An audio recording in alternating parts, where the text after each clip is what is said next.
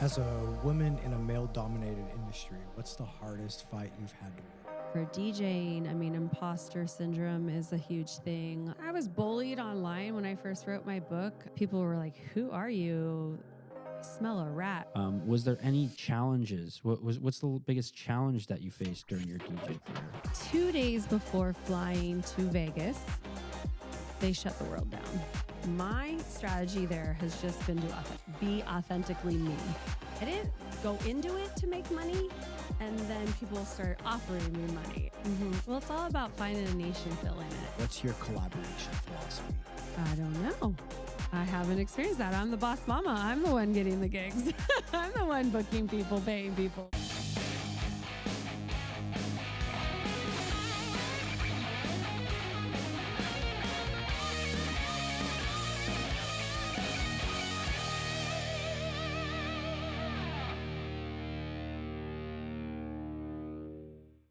All right, everybody, welcome back to another episode of Behind the Redwood Curtain. Thank you for watching, listening, viewing, and subscribing. And today we have a very special guest.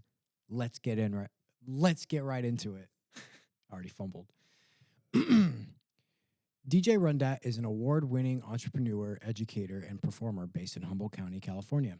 She built a 6-figure event and entertainment company from scratch, expanding into DJ training, mentorship programs, and community partnerships with schools.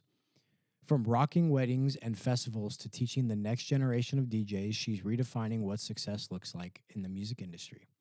Known for her Queens on Deck movement and Royal Queens Rising podcast, DJ RunDat blends art, education, and business with unapologetic authenticity. Ladies and gentlemen, please welcome Michelle Koho. Hello. That's your name, right? Michelle Koho Miller, RunDat, whatever you want to call me. I have a lot of names. Yes, Koho's my maiden, and yeah. Okay. Well, welcome to Behind the Redwood Curtain. It's great having you on. I know we were going to have you on a couple months ago, but we had to reschedule. So Yes, happy to have you on. I was not feeling great, and I did not want to be on camera feeling the way I was feeling, and wanted to make sure I was my best. Yeah. So thank you for rescheduling. Really appreciate it. And yeah, let's jump right into it. You have all these different names, and one question that I want to ask, and I'm sure people ask you this all the time: how did you come up with the name DJ RunDat? All right. So growing up in Southern Humboldt, I was introduced to reggae music at a very young age with the Mateel Community Center, Reggae on the River. And when I moved out of the area to the Bay Area and discovered reggae clubs and dance hall music, and particularly in 1996, there was a Reggae Gold compilation, and it had 3 Lady Saw songs and lots of dance hall. And I would hear in the songs them say, "Run that, run that, run that." And it kind of means run the track. You know, it's like if you're the DJ for the artist, they're saying, "Run it." And then there was a movie too called Third World Cop, and there was the soundtrack had a song. It was like, "We run tings, tings not run we. Everything we do, we have to do properly." And it just became their little thing. We were the Run Tings crew, and I was like, "I'm RunDat," and I had many names, like you said, many nicknames, and I gave myself this nickname RunDat before I was even a DJ. And I would sneak backstage or find my way back there to meet the artists, get autographs on 8x10 photos, and they're like, "What's your name?" And I'm like, RunDat. And so that's basically, I got it from listening to so much reggae and hearing them say it. And I was kind of a little sassy thing. And I was like, "We're RunDat, we're Run Tings." That's sick. What part of the Bay did you go to, or are you from? I lived in Petaluma and finished out high school and junior college, and I was going to San Francisco. Storyville was a club, a reggae club. Wednesday nights, I was going to Oasis in Oakland. So basically, Oakland, Berkeley, San Francisco was where we were tearing it up, running things. That's cool. I'm from San Jose. Nice. Yeah, so that's pretty cool. I've been to everywhere that you're talking about, so that's really cool.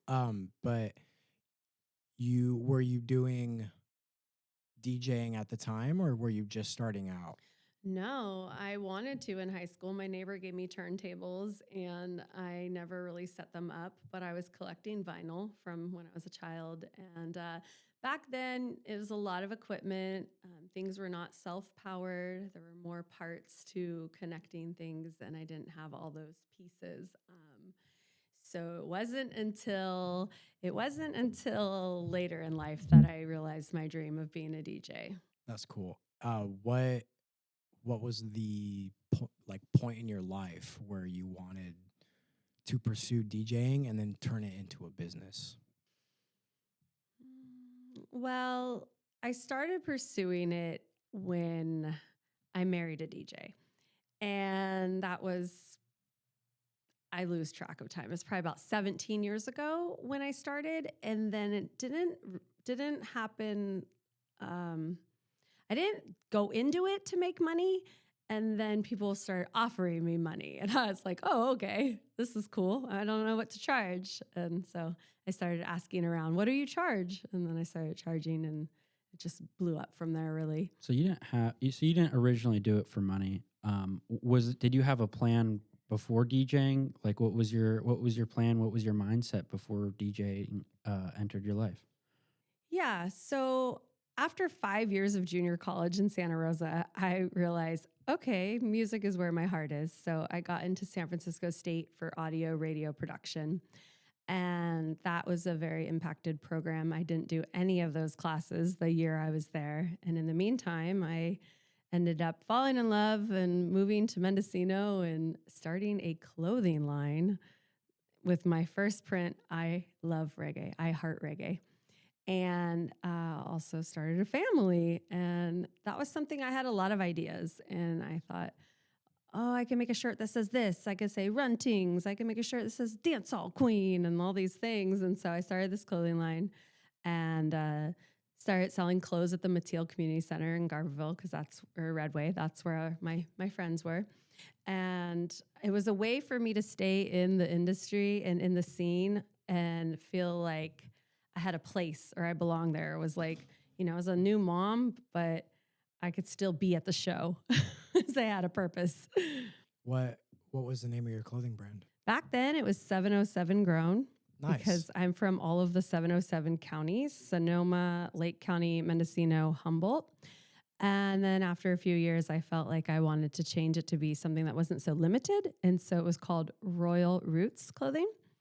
And after a lot of years doing that, doing every aspect of that business myself, from coming up with the designs, screen printing in my kitchen, website design, modeling, sales, marketing, doing all of it, having several stores in Garberville, really like burnt out after a couple kids and running the business, and then started DJing and was like kind of lost the passion. And to be honest, when legalization hit Garberville, our sales started to decline big time. We had a lot of support from the seasonal workers, trimmigrants, you can call them if you want.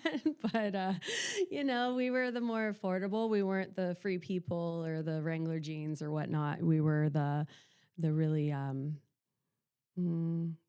more versatile clothing. Like, you could dress it up, you could dress it down, you can go to work in it, you could sleep in it, you can go out to the club in it. Like, it was like all designed with comfort because I was pregnant while designing it. And I found a little niche. Garberville didn't have a lot of options for clothing. I was also selling clothes vending during the hyphy movement, which was pretty awesome. So I used to make shirts that said hyphy wifey. And I would fly down to LA and buy Mac Dre t-shirts and Stunna shades and go sell at the Andre Nicotina Tech 9 shows. And my mom would be there and my brother would be rapping on stage. And it was a real family affair back in the day. I miss that movement. There's to me, nothing like those hyphy ass beats from the Bay Area. Yeah. They just slap. Yeah, that's cool. So for anyone who doesn't know in the audience, Humboldt County is very remote or rural. And I'm going to put up a map right now. You'll see Garberville's down there, and then all the way up is Arcata, Eureka, McKinleyville. Arcata, Eureka, McKinleyville is like the heart of Humboldt County. That's kind of where everything's at. There's Crescent City, but that's in a different county, right? But Garberville is way down, way in the middle of the forest, super small town. Population's only probably a couple thousand, right? Yeah. How did you create a clothing brand that thrived out in a community like that? Well, it's all about finding a niche and filling it. Like, I created it for my own personal reasons, probably just had all these ideas and wanted to give it a shot. And my friend's dad sells wooden spoons and spatulas that he sands down at the events at Summer Arts Fair in particular. And she was like, hey, you should come set up at my dad's booth. So I hung up little mini skirts and tube tops and ruffly cute little things, pink little things, all above his booth around the edges. And then he had his wooden spoons, and he loved it because he loves the salsa dance. So all the young ladies were coming, and he's like, hey, you want to dance? And like, it just worked. And I made a lot of money that first time, and I was shocked. And so then I got more official. I tried to sell to stores. It was kind of hard doing like wholesale, because for me, I was doing all the printing myself, and I didn't want to print too many of the same things, because like, we don't want to be wearing the same thing everyone else is wearing, I think, So I was like, I had 6 of these, 6 of that. And so, the clothing line, once I got my own booth at Summer Arts Fair, in 2 days, or 2 or 3 days of a festival, at my highest, I had made $6,000 In a day? in a weekend. Oh, wow. And it was so cool because people were stoked. People were so stoked. They were running and grabbing their friends and their family and come check out this booth. Oh my gosh. And at that time, there were a couple other companies that were my competition, but they were men, and they were run by men, and they were t-shirts and hoodies. And here I come in with yoga pants, mini skirts, little tube tops, like little crop tops, bathing suits. I was printing baby clothes. Like, I had all kinds of stuff. So it set me apart. And that was my beginning journey of being an entrepreneur and a self-taught entrepreneur. No one was really guiding me. I took one printing class out of Mendocino College that was like tie-dye and marble dye and screen printing. But for the most part, I was learning a lot on my own. That's awesome. I've had the opportunity to go to the festivals down in Southern Humboldt and experience those festivals. Those festivals are Northern Nights and Reggae on the River. And what I found really interesting is all of this entrepreneurialism that everybody just develops. Everybody becomes an entrepreneur all of a sudden, and you're in this camp, and this person's selling, beads and ornaments and jewelry, and this person is making hot dogs, and everyone just has like their, this person's selling ice. And I was that a culture that you grew up with in Southern Humboldt? Is everyone just becomes an entrepreneur because it's what they see around them? Is it a cultural thing in Southern Humboldt? Yeah, I would say, and I would say it's not even Southern Humboldt. I would say because our economy, especially in Southern Humboldt, had been majority cannabis growers, and then in general, my experience of Humboldt County as a whole is we have a ton of artists and crafters, and most people in Southern Humboldt live off grid, off the land. So whether you're gardening cannabis or food, or making jams or jellies or hot sauce or whatever it be, or jewelry, like there was a lot of free time. Since the cannabis was more of a seasonal thing, there was a lot of free time for creativity and freedom and entrepreneurialism. So when I look at running businesses, actual businesses, which was my thing in Garberville, having 4 stores over several years, and looking at who was actually running these businesses were women. And I don't know, that's admirable to me. It was just something I noticed. And the entrepreneurialism, yeah, I mean, like, we have those festivals that are like worldwide known, Reggae on the River. And I also feel like in our Humboldt County, there's a lot of deadheads. There was a lot of like Grateful Dead, deadhead fish people that would tour around. My mom was a deadhead, so it was like, oh, no wonder why I am the way I am. And a lot of those deadheads love reggae. A lot of people that love the dead, love that lifestyle, love reggae. You look at reggae on the river, where we had, those mobile vendors, like you're saying, people selling this, selling that out of their trunk. So like I went to reggae on the river when I was pretty young and got to experience that. And that probably definitely had a huge influence on my entrepreneurial journey for sure. And DJing, of course. Have you ever felt like your business or event deserves more attention? That's where AAA Productions comes in. We don't just make videos, we tell stories. From small businesses to community events, we also do real estate, aerial videography, and so much more.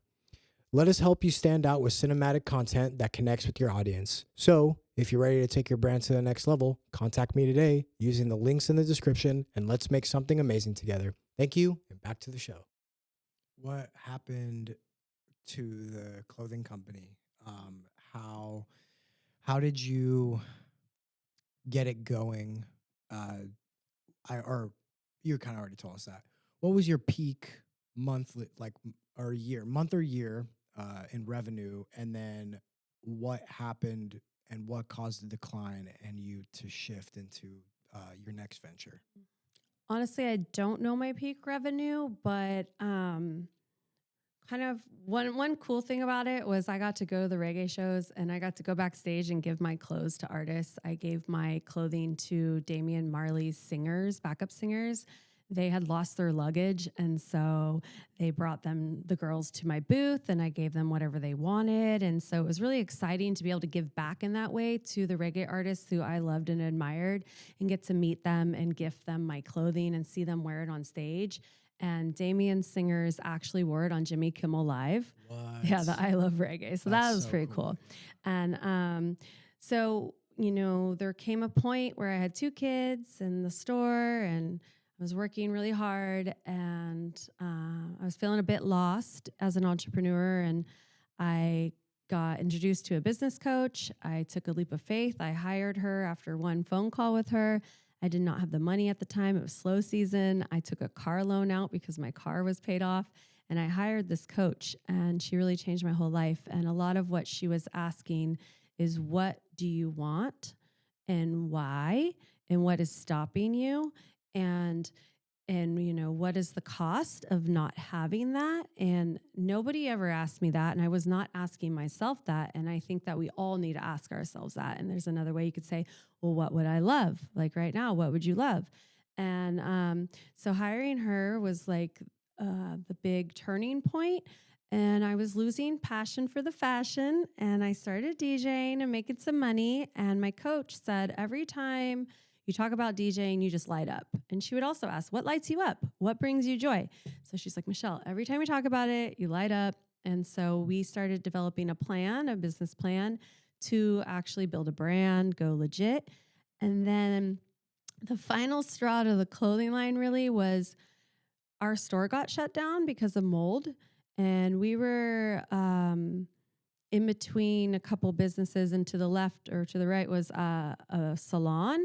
And they had done a lot of plumbing without permitting and permission, and we shared the same landlord, and it created leaks and mold. So the mold was in the walls that we shared, and that was a big ordeal going through mold remediation.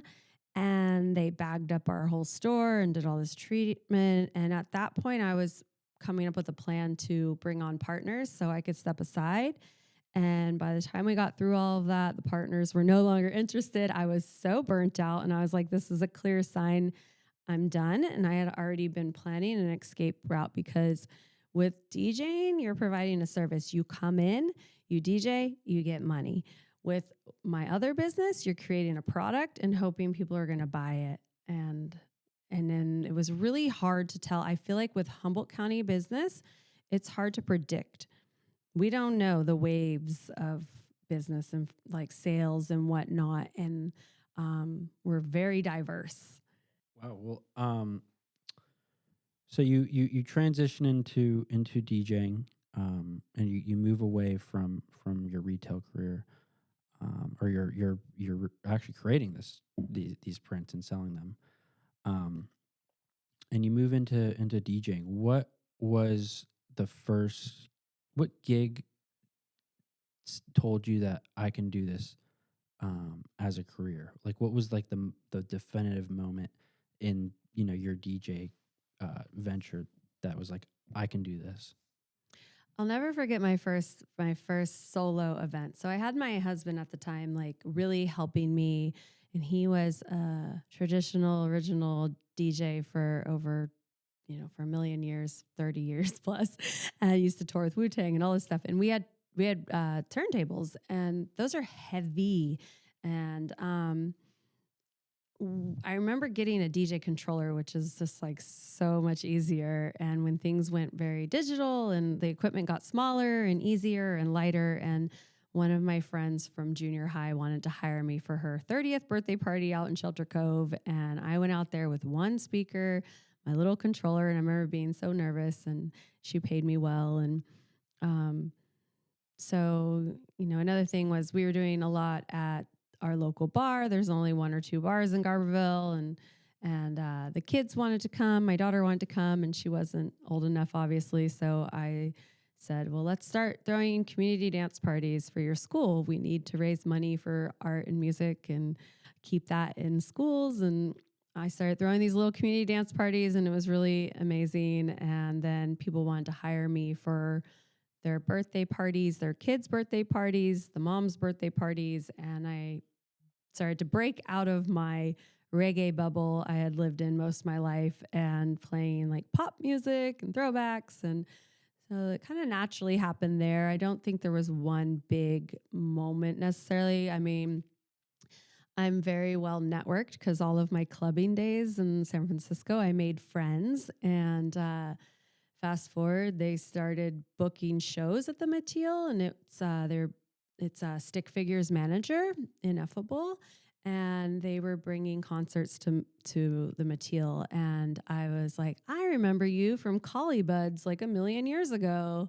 And I was like, if you guys ever need any support, somewhere to sell your tickets, we have a store. If you need any like DJs, I would DJ. So I made that connection, and they started putting me on shows, and I got to open up for Shaggy, which was a big deal. He's, international Grammy award-winning artist, Stephen Marley, Collie Buds, E40. They were bringing all the people, Trevor Hall, whoever, I don't know, so many people. So I became the little opener for all the reggae shows, and it's because I was fearless. I would ask to do it. Not that I was the most qualified, but You became the most qualified. I'm the most fearless.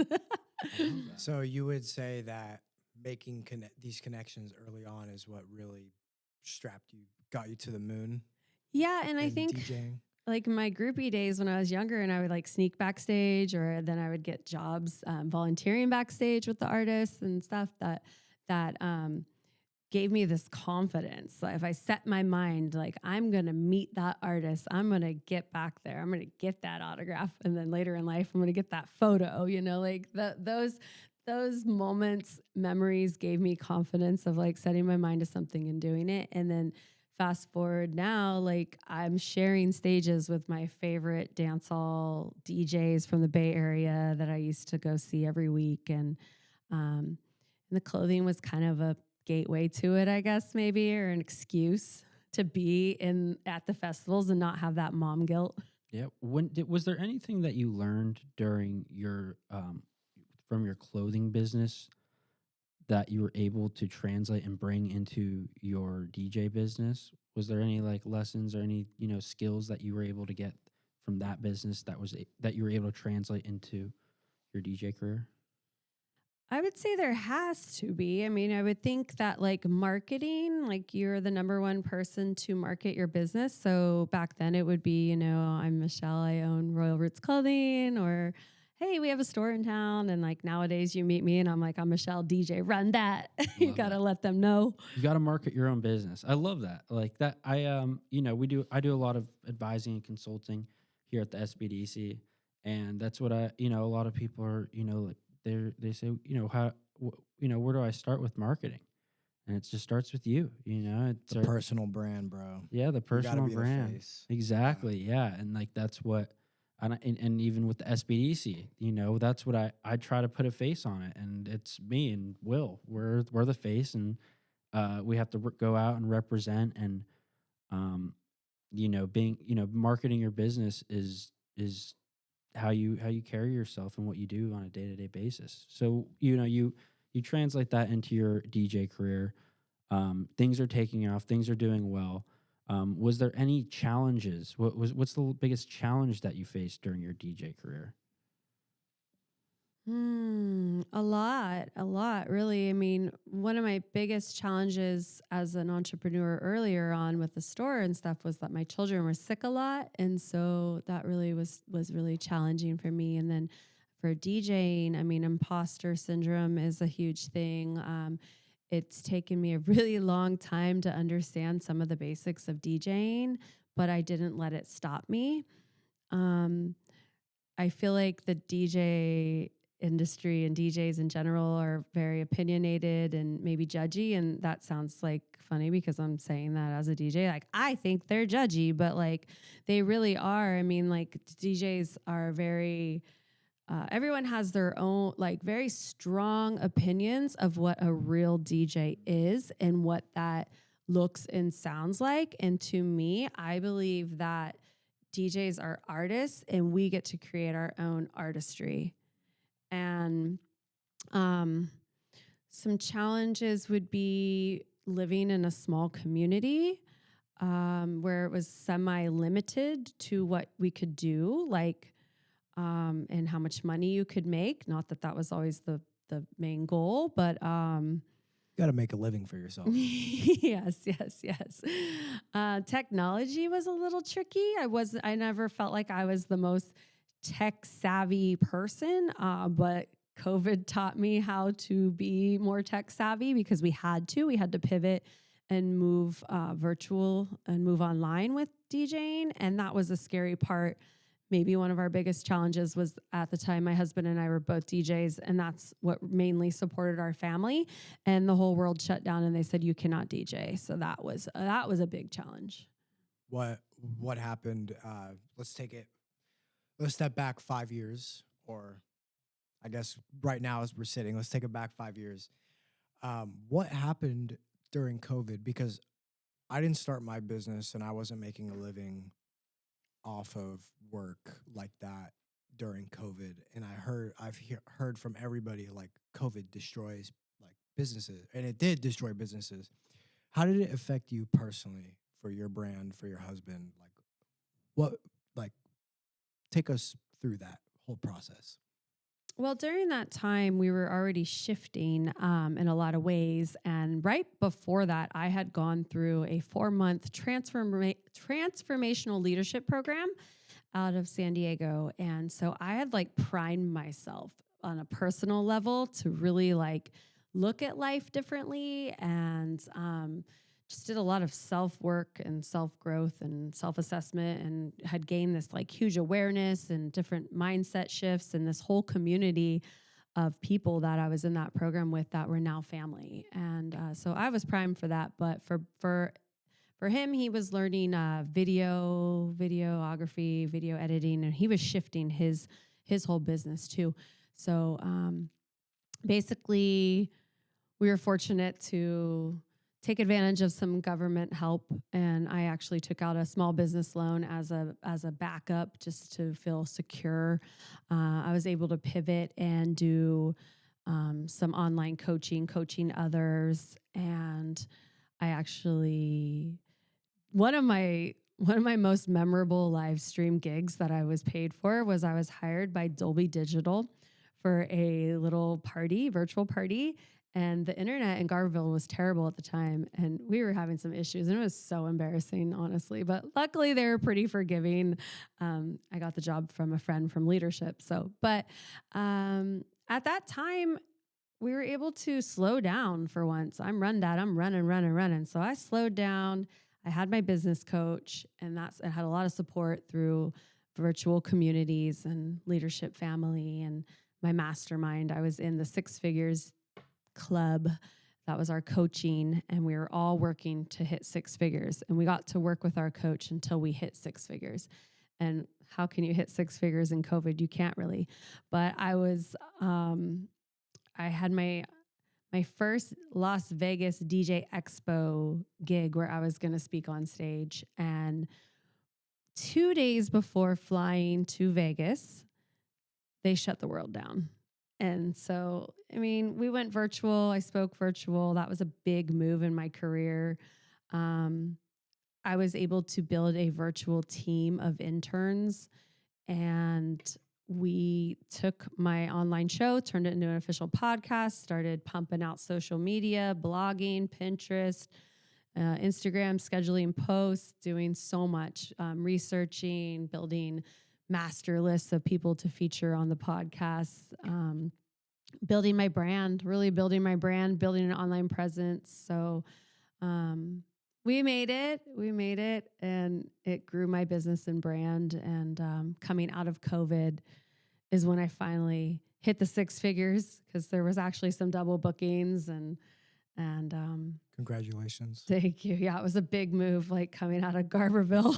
Yeah, that's really that's inspiring, and I like that you have you're providing a service DJing that is an in-person service for large groups of people, and then COVID hits, which is not good. And you'd think, oh, that's it. It's like you're done. But then you come in and you make changes, and you adjust, and you figure it out, and it ends up 5 years later making your business bigger and better than it was before COVID.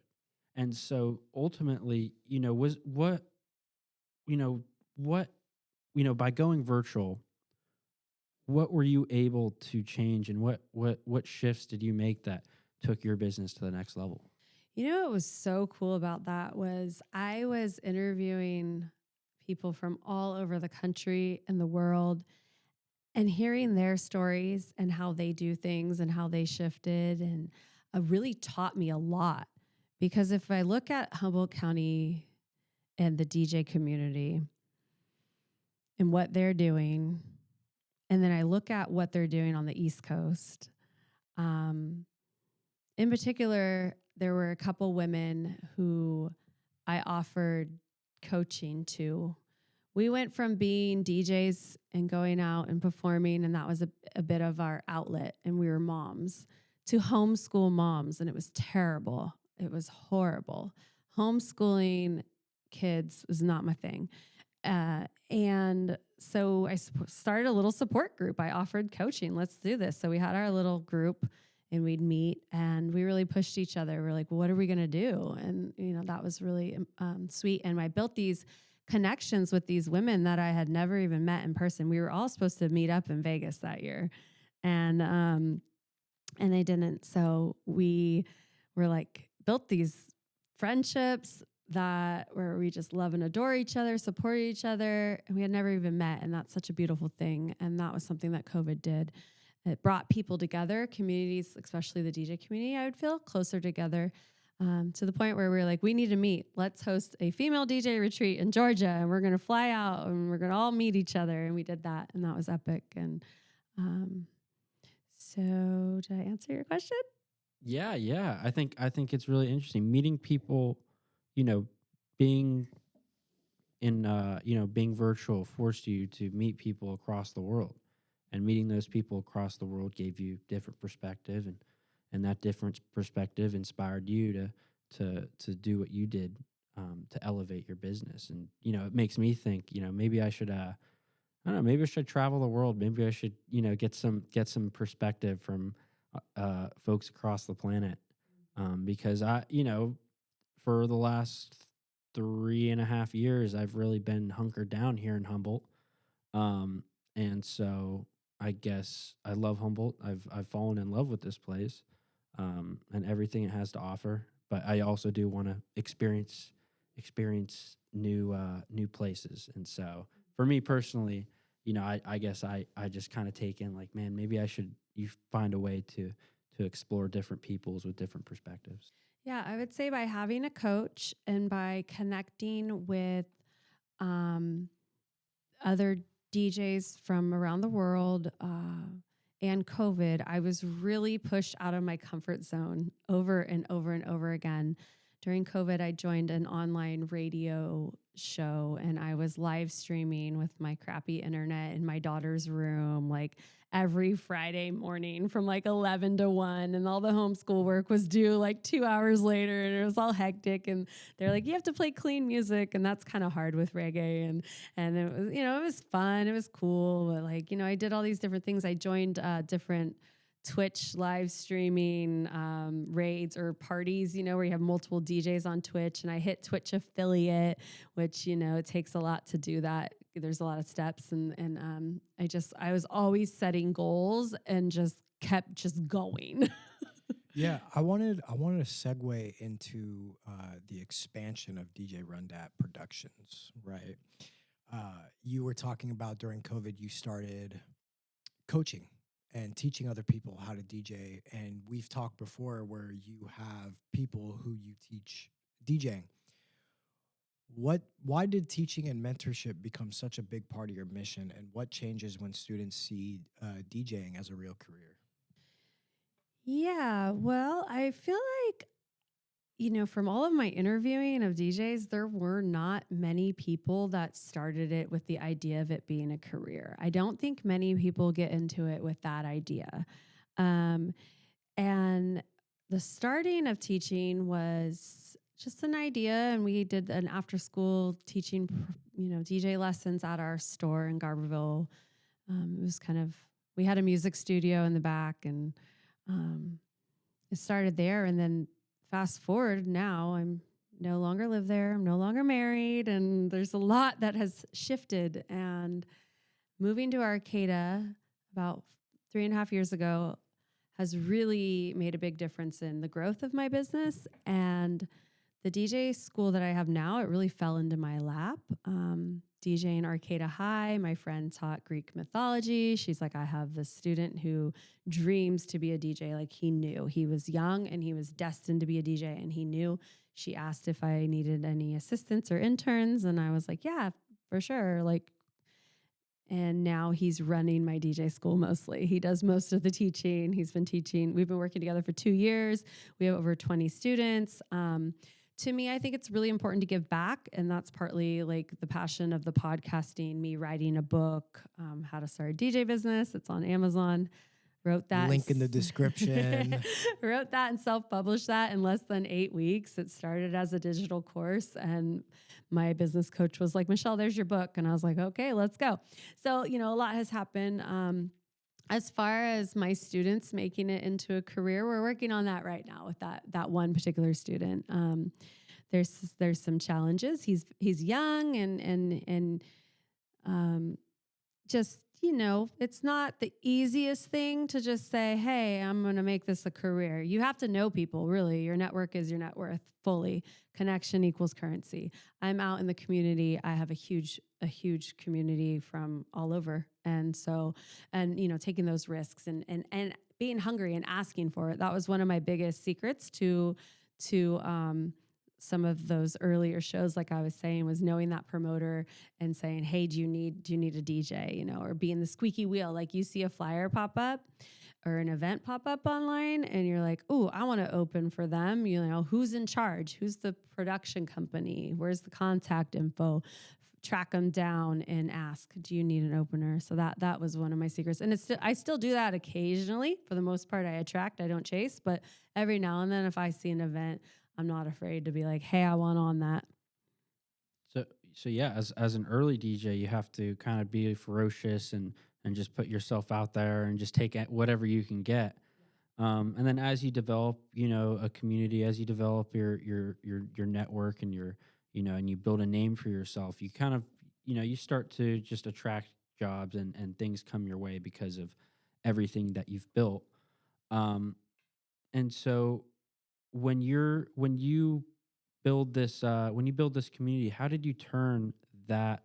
How did you leverage your connections into jobs and paid gigs? Well, a couple of years ago, I remember setting my intentions, like my word for the year was like intimacy. And what that meant to me was becoming more intimate with my clients and the other like vendors, like the other wedding industry folks and stuff. And so that was one of them. Just connecting more with the people I was already working with, building those relationships. Now, moving to Arcata, I said, okay, I want to get some gigs for my students. And so I was like, well, how do we play on the plaza? What are the rules? Who's in charge of that? I joined the Arcata Chamber of Commerce. I show up, I get on that microphone, I let people know who I am. It's great to see you there. You it's always a good time. Yeah, so. Awesome. Have you been able to DJ on the plaza? Oh, yeah, we had a really cool event. So that's when I was connected with Meredith, who was our mayor then, and told her about the school. And we were able to do a Sunday art music event that they were doing, a series last summer, not this one, the one before. And my student, who I call my student teacher, Bryce, DJ Sunbird, his uncle, Ross Rowley, is the newsman at Redwood News. So we were able to have a couple different people come from different what would you call that? News outlets? Yeah. News outlets, media outlets. And they interviewed me and we got some good coverage. And that was cute. People were like, oh, I saw you on the news. My sister, oh my God, you're on the news. Like, so that was strategic. He just asked you about how you convert clients or people to revenue. I changed the question up a little bit. Ask the original but question. I wanna go back to the social media and like the network and connections you built on social media. How do your followers become clients and then in turn revenue? Okay, so I mean, my main focus for the business is weddings. I won Humboldt County's Best Wedding DJ from the North Coast Journal the last 2 years. I'm very proud of that. Congratulations. That's so cool. I feel like I stopped marketing, which is kind of wild because, I've got that brand. Your brand is your reputation and people know and trust me. And so as far as the social media, my strategy there has just been to be authentically me. And if I feel like posting something, I'm going to post something. There's no real strategy. There's no plan. I'm not following trends. I am just being me, doing me, sharing it with the world. I am not afraid to celebrate or brag online my accomplishments. And a lot of people's feedback is very inspiring. And there's been people, one person was like, you're too positive online. I had to unfollow you for a bit. And I'm like, wow, that's strange, but okay, you do you, whatever, I do me. I tend to do a big variety of events. So if you go to my Instagram, which is my main platform, you'll see a variety of things, which could be good or bad. People are like, wait, are you a wedding DJ or are you a festival DJ? Like, you look a little wild and crazy in this picture. Like, oh, okay, you do weddings, But like, to me, I am attracting the coolest clients ever. Like, I don't get bridezillas. I've gotten more and more couples that want some more EDM, which is really exciting because I've been exploring EDM more. So for me, it's just being myself and I'm attracting the right people. So is bridezillas are those types of people bad people to work with? A bridezilla could be very demanding, want things in a certain way to the T. A bridezilla can make a wedding very difficult. It's a bride that's, maybe very demanding or very rude to some of the guests. Oh, okay. Yeah, like if I have a question surrounding this, but continue. Yeah, thanks, Luke. Yeah, it's that word is so funny. It's just complicated, hard to please. Maybe very controlling. In this industry, you have to roll with it. Like, whenever in life do things go exactly as planned? It's really, sometimes we have some perfect weddings, yes, but usually there's at least one little challenge behind the scene that people don't know about, but there could be a little tech issue, maybe a little feedback. Maybe you check that mic before when you're setting up, but then when it comes time to speeches and you're bringing that microphone, that wireless microphone to dad, and you turn it on and you get some feedback and you're like, oops. And that's probably because I turned up my master since I sound checked and I shouldn't have turned up my master. I should have turned up my trim or whatever it be. Yeah. Okay. What's the craziest or worst client you've ever had to deal with? If you can talk about that. You don't have to name names, but I want to hear that. To be honest, I had one recently, and I always ask my clients for some recommendations for the music style that they want. Give me some genres, give me a couple favorite songs. I need something to go off of. And because I want them to be happy. And for me, it's about your vision for your party, the energy, the vibes you want. What's your vibe? You know, what is your friends and family like that are going to be there? And I kept asking and I never got anything. And then they did say, we want 70s, 80s, maybe some 90s hip hop. So when I got there, I tried to say, hey, like, can you give me a little more details? Because it's so broad. 80s is broad. We're talking 80s rock. Are we talking 70s disco, 70s funk? Like, where are we going? And so then I got into their Spotify because I was like, let me see your Spotify. And I tried to create I looked at their likes, and then it said you can have nostalgia out of those likes. So I made a playlist of the nostalgia, and I sent it to myself, and I shared a couple of their other lists with myself, and then I brought them all into my tools and tried to sort them and pull out what songs I had. I have all these hacks to hacking your music, and I started playing, and I don't like that one. I don't like that sound. Play the Grateful Dead. No, don't play the Grateful Dead within like 1 minute. And I'm like, oh my God. And I was so exhausted. I had like a 13-hour corporate gig the night before. My friend had come over. My boyfriend was there. We stayed up way too late because like an old school friend came over. So I was like really exhausted. And this lady was so hard to please. And I was worried because like, I want her to be happy for one. And I do not want a bad Google review. Because I have 5 stars. Definitely. So that was the most challenging as far as a particular client. And then if we want to talk about the most challenging event that I've shared with you before, where it was flooding and we became an island. I think I remember that. Yes. What was that again? Was that on the Klamath? I was on the Klamath, the mouth of the Klamath, and we had never been there before, and driving up there, they said, do you have a truck? Because there's a giant puddle coming in. And I said, well, we have an all-wheel drive vehicle. And then we get there, and the water's creeping in where it shouldn't be, and the water's creeping in where we're supposed to set up, and it's creeping in where the big tents are with all the tables. And we start setting up ceremony, which is at a different location, and then we were like, okay, well, we're gonna move this tent, and we're gonna move everything, and we set up, and as the day goes, we keep moving things, and everything keeps moving, and nothing was as planned, and it made my job a lot more challenging because we had to move everything, and I was not at my main setup for special moments, and so things were not perfect, and the water kept creeping in where we literally became an island. And not only were we DJing, but I was doing day of coordinating, and I had a team, and I didn't know because I'm not experienced with floods and waters, and even like our power was plugged into a little pole that was in the water. Not that the water was in the outlets, but it was close.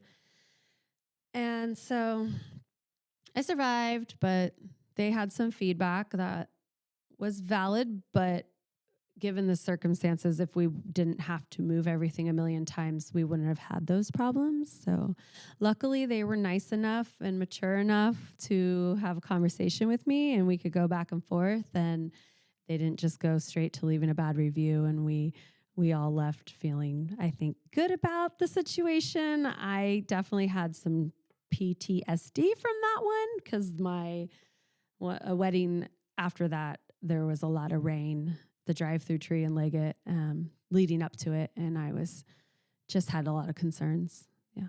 Yeah, that's scary. How did you guys end up getting out of there? Did the water oh my sit gosh. back down, or? My boyfriend is brave, and it was his car, and he was helping me DJ that night. And he ended up driving his car through it to come load up the gear and driving us out of there. And it was kind of deep and might not have been good for his exhaust, but all is well. But the way they were bringing people in and out was they had a big pickup truck with a flatbed trailer and a picnic table on it. And that's how they were shuffling people in and out. And that's how we got the cakes and the desserts from the lodge over. And that was part of our coordinating to help set that up. And the caterers had the appetizers came through on that, and the guests and the bride and groom. I mean, it was I would have never expected that. I was not familiar with the venue, and looking back, people thought, maybe because the removal of the Klamath Dam, that tides are different now, and it was a high tide, and that's what it was that the tide came in and the water didn't go back down. Ooh.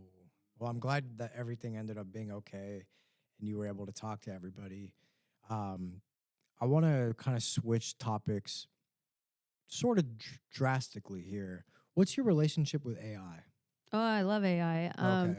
I'm just now getting to know it a little more. I mostly only am working with ChatGPT currently and letting it get to know me and my brand voice and my story and who I am and my financial goals and my retirement plan and my business plan and my marketing, everything. I don't think AI could ever replace us because to me, my biggest asset is my energy, and you cannot duplicate that. Calling all entrepreneurs in Humboldt County. This video is brought to you by Startup Humboldt. Startup Humboldt is powered by the NorCal SBDC, Cal Poly Humboldt, College of the Redwoods, and Lost Coast Ventures, and we're building the future right here on the North Coast. Here you'll find an intersection between education, economic development, and community. Every entrepreneur can turn ambition into lasting impact, so whether you've got a new idea, want to launch a podcast, or need space to bring your vision to life, Startup Humboldt is the place. Visit us at 876 7th Street in Arcata. Startup Humboldt, where ideas become action. Let's get back at it. Yeah. I was gonna actually ask you, like, will it take away the human DJ? But there's a difference from, it might be able to replace, like, the turntables, maybe, but it can't replace the person. It's what you bring to the table. But how has AI, either with automation or helping you out with sets, how has that helped? And is it easier now to run venues with the technology that's at our fingertips now? Yeah, I mean, I use it to help me dissect a playlist. If a client gives me a 3-day long groovy playlist, I'm going to pull that into my tools that use AI. I'm going to measure the popularity, the danceability, the energy, the happiness of that song. And I'm pretty sure all that is through AI. And then I'm going to pull that and create a new list and build off of that. That's good. You've been implementing like AI automation into your business slowly over the years? The CRM that I had been using has it built in. So that was really nice. It could take all of the communications with me and my clients and come up with a response. And that had been very helpful. I am currently switching to a new CRM that does not have that. And I'm definitely missing it. Oh, yeah. You really seem to be embracing new technology and how it can elevate your business. Did you ever have a different attitude? Did you ever have like um were you ever hesitant or reluctant to embrace technology, or have you always been um you know at the forefront of technology and how it can be used to elevate your business? Um, I don't think I have been very opinionated about it. I think like, gosh, when musical went digital, that was amazing for me because I had access to everything and I went wild downloading music, and I still do. I mean, legally I do it for my job, but in a way it can become a problem because I like so much. So then my library is too big, and to really know your library makes your job easier. But in like going from turntables to a DJ controller, great. Going to self-powered speakers where you don't have to plug in a giant heavy amp into, amazing.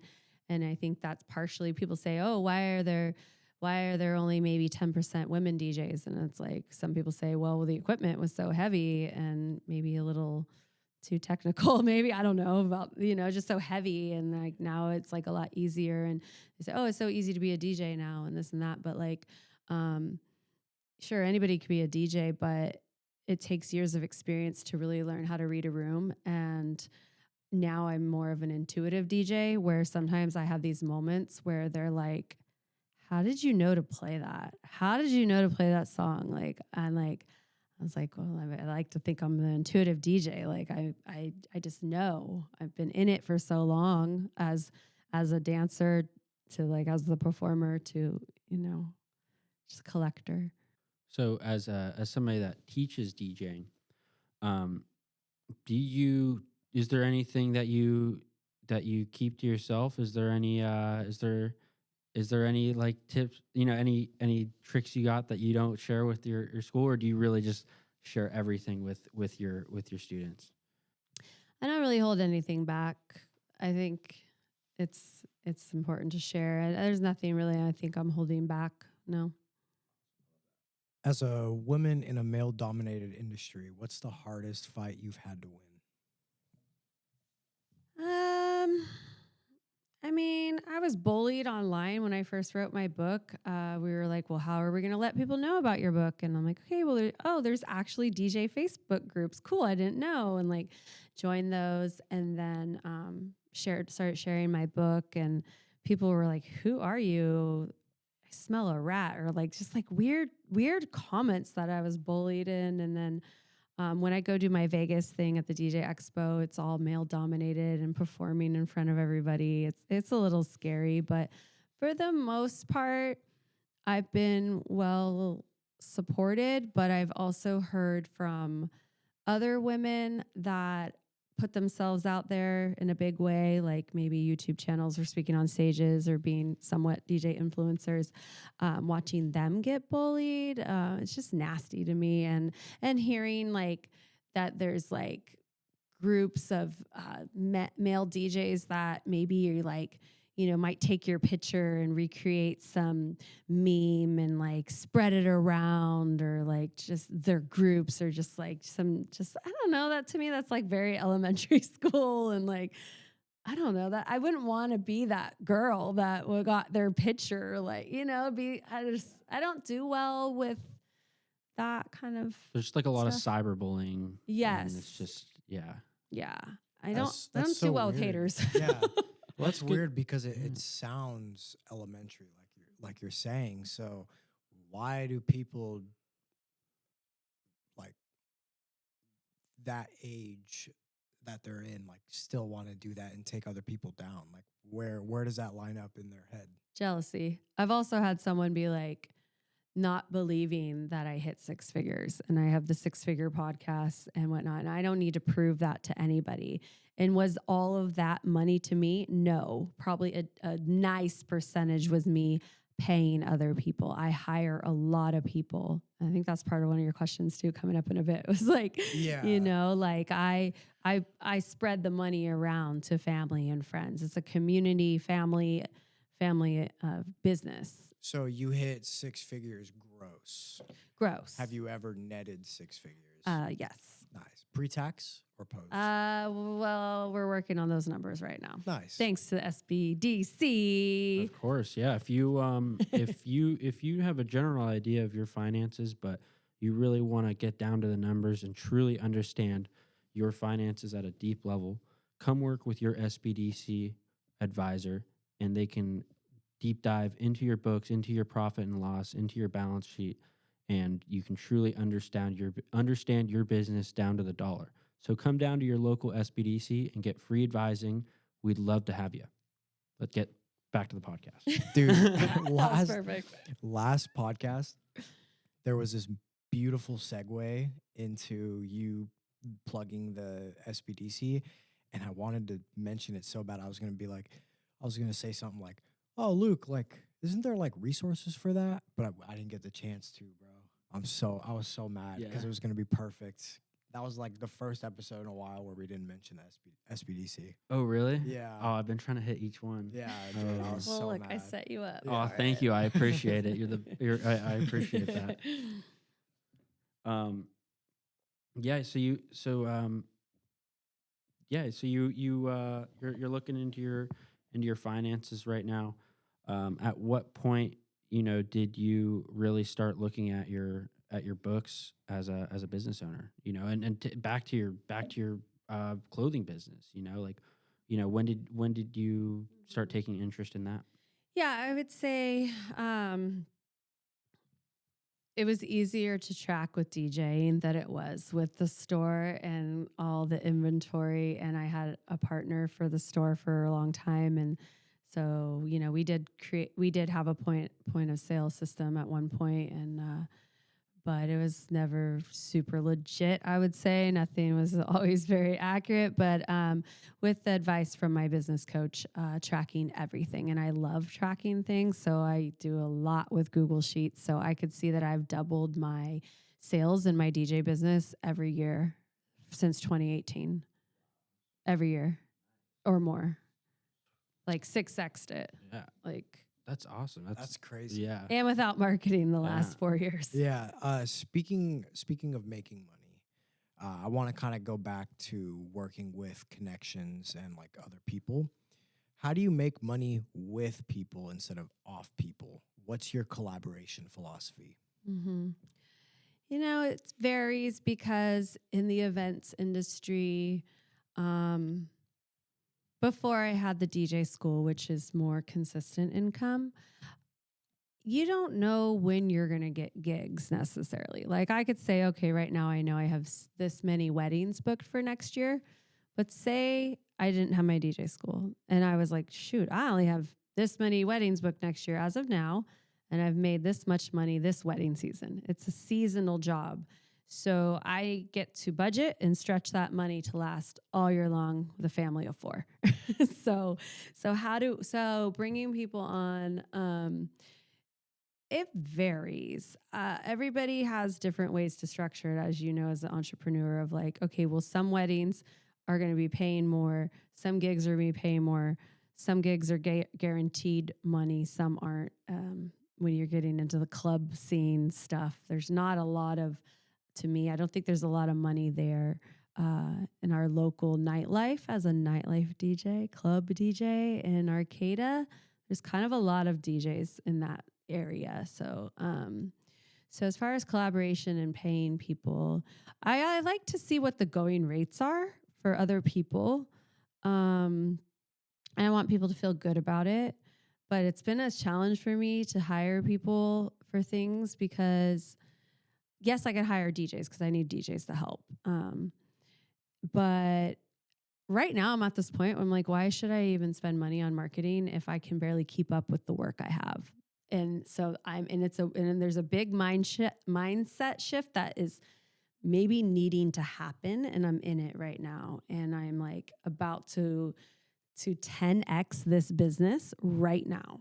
And I am having growing pains.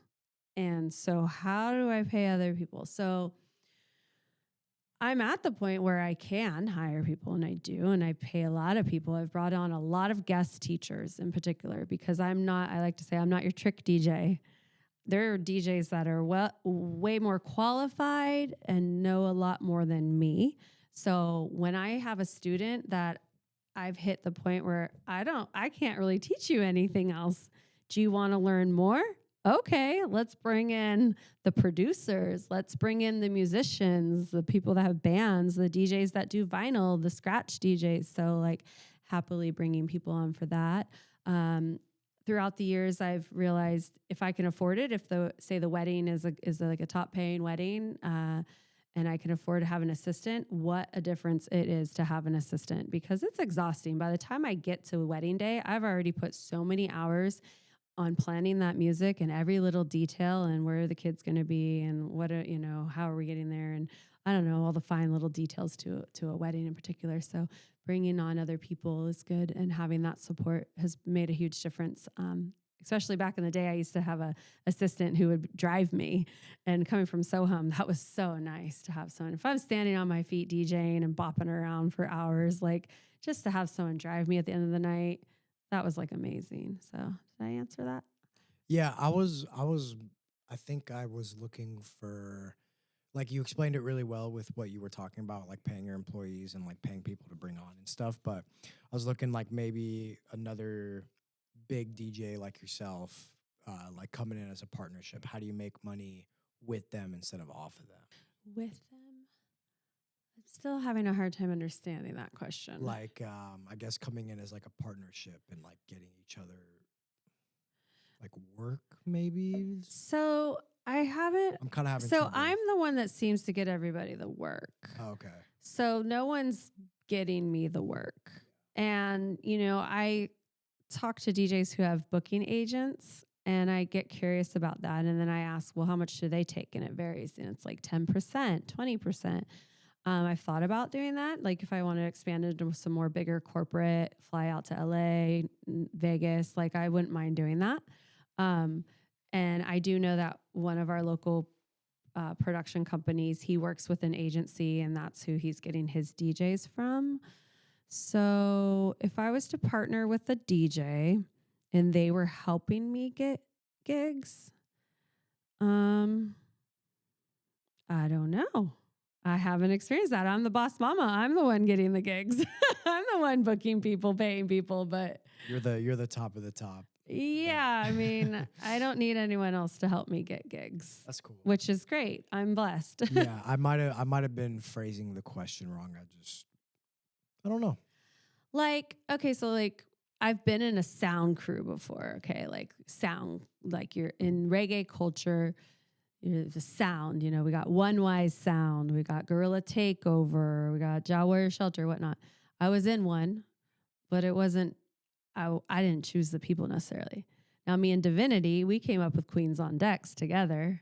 We're best friends. She does her thing. I do my thing. Sometimes I hire her to do events for me. Sometimes she punts some gigs to me. It's interesting. It's like, I'd say there's a little bit of challenges there when it's like your friends and family. You know, my ex-husband wants a certain rate, and I'm like, I don't think you should get that much.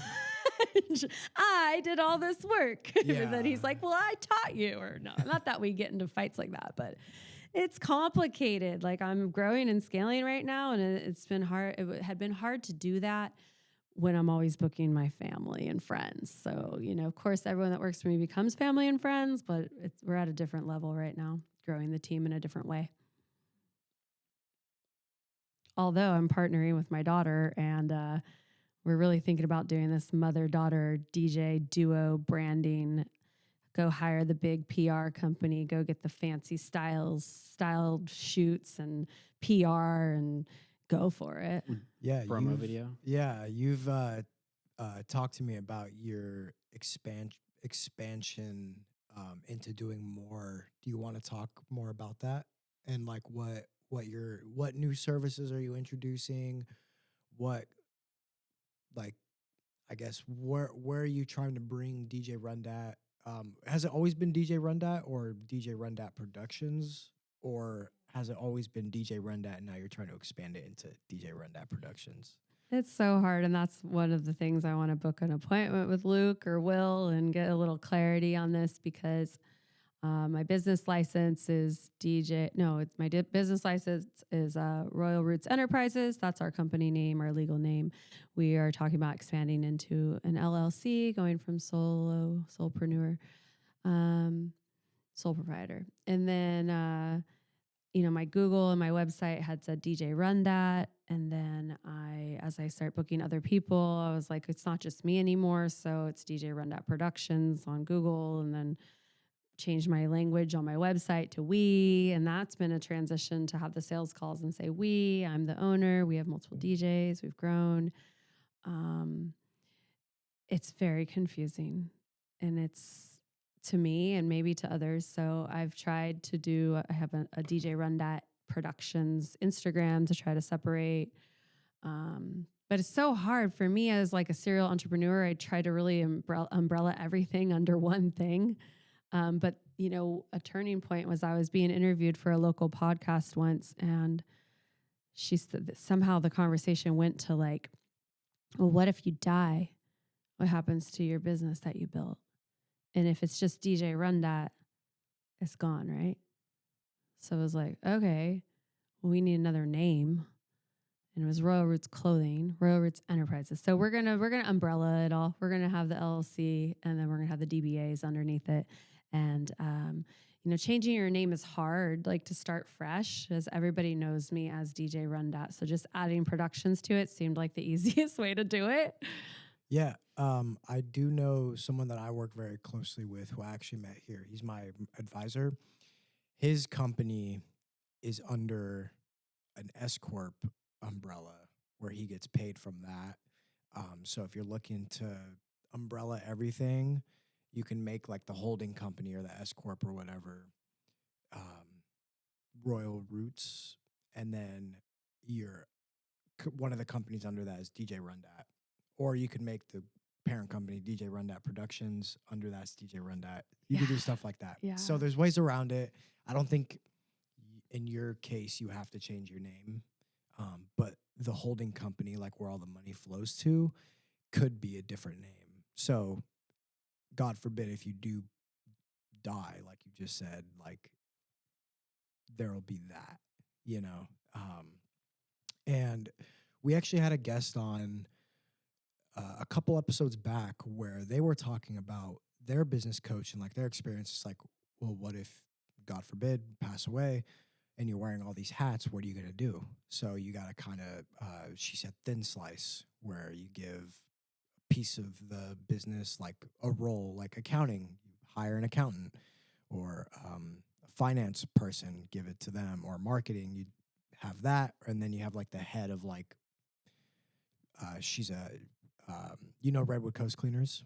Heard of them, yeah. Yeah, that's who we had on, and they were like, "Oh yeah, we need like, you know, a head of pressure washing," because they want to get into pressure washing, or like head of cleaning, something like that. So other people wearing the hats, so you're not doing all of it. Because she said also one of her employees got really sick and couldn't do what she was doing, and that employee was wearing a lot of hats. I think it was one of her operations managers. So thin slicing. It's exactly where I'm at in the business right now of trying to build systems to support the growth, automation, and to bring on some sort of assistant so I could fully step aside if I want to or need to and spend more time with my family. Yeah, exactly. That's was one of the things that Dawn was saying as well. That was our guess. Yeah, and back to my name. So I'm divorced. I need to drop the Miller, but I wrote a book, Michelle Miller. I speak on stage at the DJ Expos, Michelle Miller. And so I am tempted to just straight up change my name to RunDat. That'd be cool, yeah. Yeah. Then nobody could take your name from you. Yep. Yeah. Do you have trademarks and patent or no? I don't. Patents? No trademarks? Mm-mm. Yeah, that's one thing I want to look into at some point too, because then I can go and strike down everybody. I've been striked at before.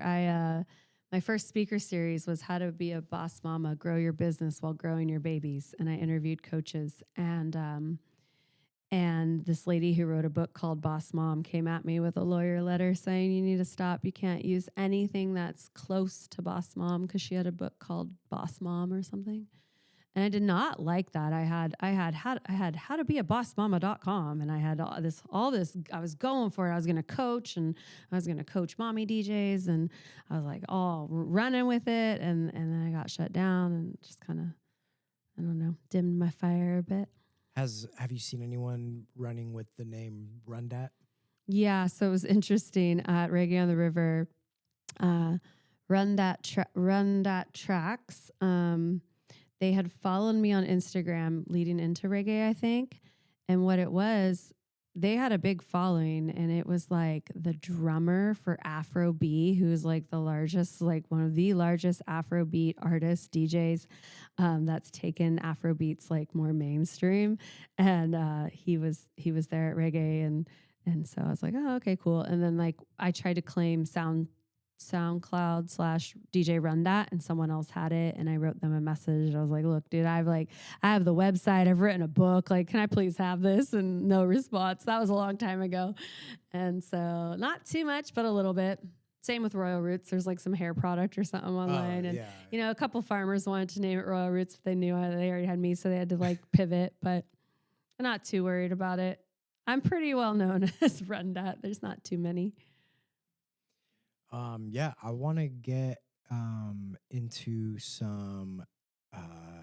We do a rapid fire round at the end of every podcast that we do now. It's like a little segment. And this one, usually we do true or false, but this one's going to be one word or one sentence. Yeah, do you want to read? Oh, have I done this before? No, you might have with Henry and Marie. Oh, that's right. Yeah. All right. So, quick fire round. One word or one sentence. Yeah. Well, you can do like 2 or 3, but quick answers. Yeah. One song that never fails to move a crowd. Uptown Funk. Dream gig or festival anywhere on earth. DJing for a Tony Robbins convention with Pitbull. Go-to piece of gear you can't live without. My MacBook. Biggest hell yes lesson of your career.